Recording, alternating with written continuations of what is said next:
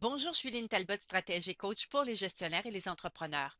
Toujours sous le thème du leadership d'exception, je vous propose de voir ensemble quelles sont les trois caractéristiques des leaders d'exception.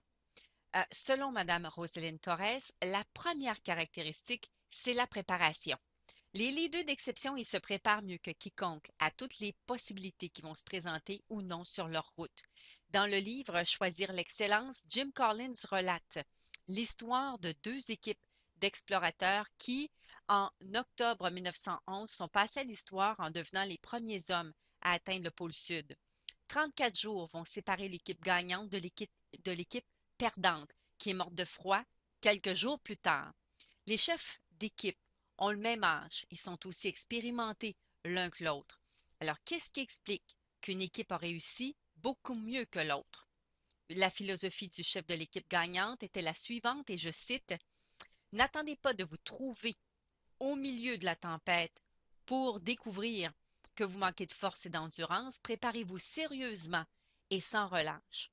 Alors, le chef de l'équipe gagnante, contrairement au chef de l'équipe perdante, se préparait non seulement pour l'expédition, mais y anticipait et il se préparait à toutes les pires conditions que lui et son équipe pourraient peut-être rencontrer, alors que le chef de l'équipe perdante, qui aurait eu de nombreuses occasions de se mettre au défi et de tester l'endurance de chacun avant l'expédition, a choisi de ne rien faire. Il a sous-estimé l'aventure et les défis que lui et son équipe allaient rencontrer.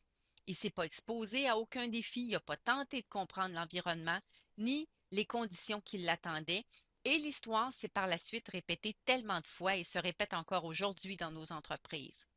Le leader d'exception y puise dans ses multiples sources d'informations et d'apprentissage pour l'aider justement à mieux se préparer, à mieux faire face au quotidien, à mieux faire face à l'adversité potentielle, puis ultimement, mieux anticiper le changement.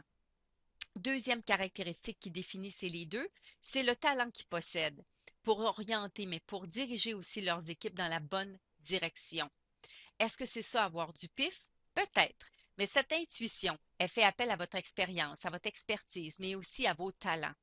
Les leaders d'exception, ils vont toujours anticiper le pire et ils vont s'y préparer. Ce sont des gens de grand contraste.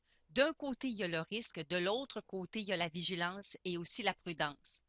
Pour eux, c'est pas à propos d'éviter de danger, ni de chercher la route la plus facile, mais plutôt d'identifier comment traverser cette route. Et un des moyens pour y arriver, ben, c'est bien sûr de se préparer. Alors, ils vont chercher à bâtir quelque chose de grand et il n'y a rien qui va pouvoir les arrêter. Troisième caractéristique des leaders d'exception, elle se définit par l'endurance émotionnelle. Alors, les leaders d'exception, ils vont posséder une capacité pour pouvoir continuellement défendre leurs idées, même s'il n'y a pas beaucoup de gens qui y croient. Ils ont confiance en eux, en leur capacité, en leur potentiel. Cette force émotionnelle, ça exige à la base chez le dirigeant qui se connaisse bien, qui possède aussi un quotient émotionnel qui est fort. Et en termes simples, les deux d'exception va focaliser sur ce qui est essentiel. Il va rester concentré sur le moment présent et il est reconnu pour son objectivité et sa capacité de faire appel à ses talents et à son expérience. On dit qu'on ne naît pas les deux, on le devient. C'est un travail de tous les jours et vous devez non seulement vous engager à exceller en tant que leader, mais vous assurer d'outiller et de préparer vos leaders actuels et futurs dans l'équipe pour les inciter à performer, à guider et à inspirer leurs équipes, leur entourage. Apprendre aussi, à l'occasion, la tête de l'équipe. Alors, vous pouvez me transmettre vos commentaires par courriel sur mon blog, via LinkedIn ou Facebook. Sur ce, je vous dis au plaisir, à bientôt.